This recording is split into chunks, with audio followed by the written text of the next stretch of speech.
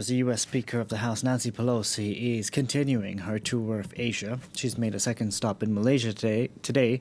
The visit is being overshadowed, however, by speculation that Pelosi will be spending the night in Taiwan.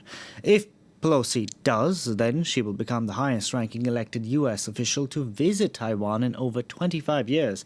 But Beijing has promised the United States will pay the price. I think it's very clear to the world that it is the United States who are taking provocative action, causing tensions in the Taiwan Strait, and the United States should and must take full responsibility for this escalation. The US side will pay the price for undermining China's sovereign security interests. We can now go across to France 24's regional correspondent, Oliver Farry, standing by in Hong Kong. Oliver, good evening to you. So, is Nancy Pelosi going or is she not going? Unfortunately, I can't really enlighten you any further as to that. It is probably likely that she will touch down in Taipei later this evening in just about an hour and a half's time. There is no estimated arrival disclosed by anyone, but if she were to fly from Kuala Lumpur, it is a 4.5-hour flight, so she probably would be landing at about 8:15 local time.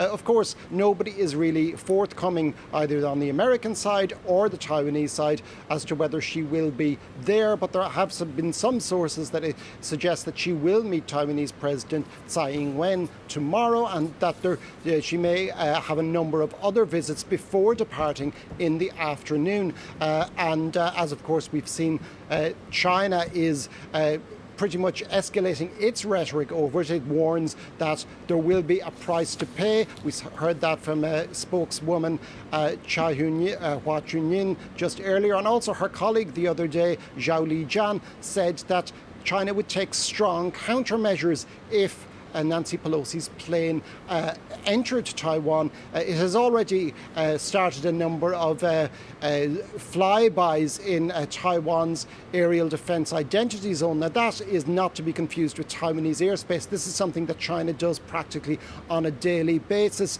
Whether it would actually respond in a bigger way would take something more. Oliver, we have some press reports here in Europe. The Financial Times, for instance, has been kind of split on the timing of Nancy Pelosi's potential visit. What are people in what are other neighboring countries and people in Taiwan saying about a potential visit by Nancy Pelosi? Well, people have been fairly tight-lipped on it, particularly in surrounding countries such as Taiwan and Japan and South Korea, which Nancy Pelosi will visit next if she does actually visit Taiwan.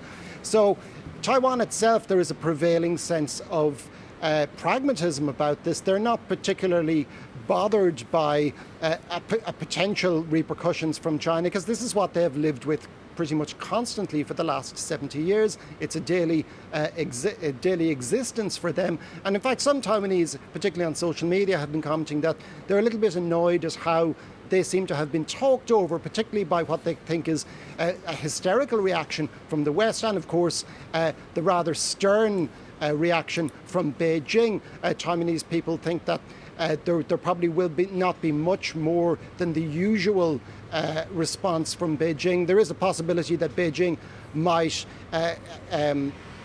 impose fresh sanctions on Taiwan. It might escalate militarily by perhaps entering Taiwanese airspace, but whether it would actually do anything stronger than that is highly unlikely.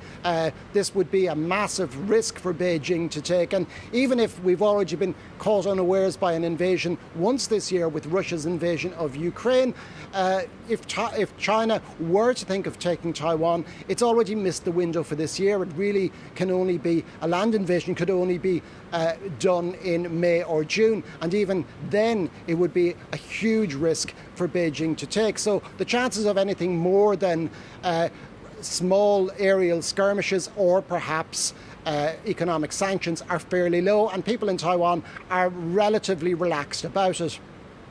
Oliver, thank you very much for that. Oliver Farry reporting there from Hong Kong. And